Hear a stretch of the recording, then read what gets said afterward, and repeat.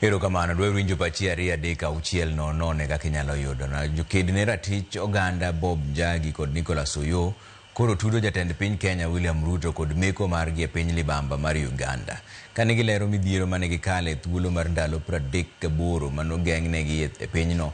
Jokedne ratich oganda go bende oseyo telo mar pinje adek e riwruok mar EAC mano Kenya, Uganda kod Tanzania magiwacho ni sani koro tiyo kanyachiel e sando oganda. Simfros Okinda nigi lero.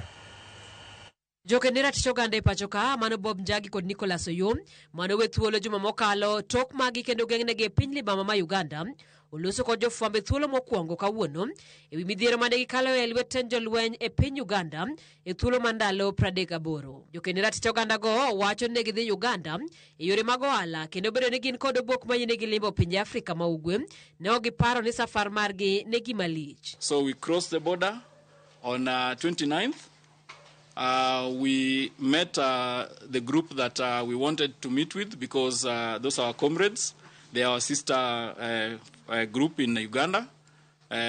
So we went there and we met with them and participated in some of their issues. Oyogi Njagi wacho ni kata bedo ni ok gidhi Uganda gi paro mar donjore e siasa, ne gichope campaign mar jalar content pinyno Bobi Wine kama bang'e noduogo magi kinyne.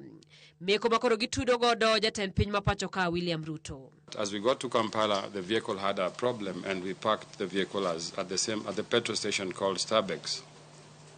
This fuel station is actually owned by the President of Kenya. But at 10 o'clock in the morning, about 7 armed men, heavily armed military men, confronted us, and one of them introduced himself as an officer and said that we need to go with you, you need to come with us. Gichuny malit gilero kaka nosan gi thuolo non e kar jolweny mopondo magi wacho ni tayo kod wuod Museveni General Muhoozi Kainerugaba. Kept handcuffed day and night. I was tortured on the second day during interrogation. I was removed from the cell, blindfolded, taken to a room, chained into a chair like this on one hand, one officer at the back, another officer in the front. The one in the front would hit me with blows while I'm being asked because they took our phones. And so they would go through the phones and ask us question, who is so-and-so? We could take 1 cup of porridge in the morning, a plate of ugali and beans for lunch and for supper.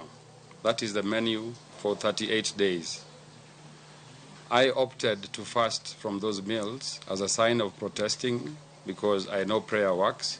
Giseyo pinje manitiere alwora mar Afrika ma Ugwe, ahinya to piny Kenya, Tanzania kod Uganda, magiwacho ni onywako ne sando jopiny. Perhaps this opportunity would be for me to plead to or rather to demand from the Ugandan government to release all the political prisoners that they're still holding in the camps.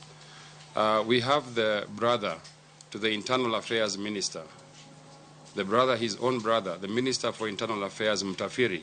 He's looking for his brother. He was my bedmate. His brother has been in the same place for 4 months. The family doesn't know where he is. They think he's dead. I left him in the cell and he asked me, Bob, he asked me to talk to you to make sure the message gets to the president because the president is not aware about some of these things. It is the son, Muhoozi, who is undertaking these crimes against humanity. They have been undertaken at the Special Forces Command Center in Serakasenyi. Ewi mano, gisingo mar bago ng'anyo mar chung kamoro achiel kod piny Tanzania, tariko 9 mar dwe manyien. Also in Kenya, we are declaring December 9th to be a total shutdown. We are going to stand in solidarity with our brothers in Tanzania, and we are going to shut our borders in Kenya in solidarity with Tanzania. The Tanzanian embassy, we are actually calling for it to be closed down immediately until further notice. And we are asking our legislators in parliament to push this motion just like the South Africans did when there was an issue between Palestine and Israel. Twech mar ndalo moyo 30 kod sandruok e piny mawendo okonego chuny jokedne ratiro ariyogi kagisingo mar choro lweny ni nyime kendo kedo ne ratiro mar oganda duto e alwora mar Afrika ma Ugwe. Simfros Okinda, Ramogi TV, Nairobi. Migawo mar tudruok pinje ma oko oyango ni twak dhi mbele mar neno ni jo Kenya mane omaki e piny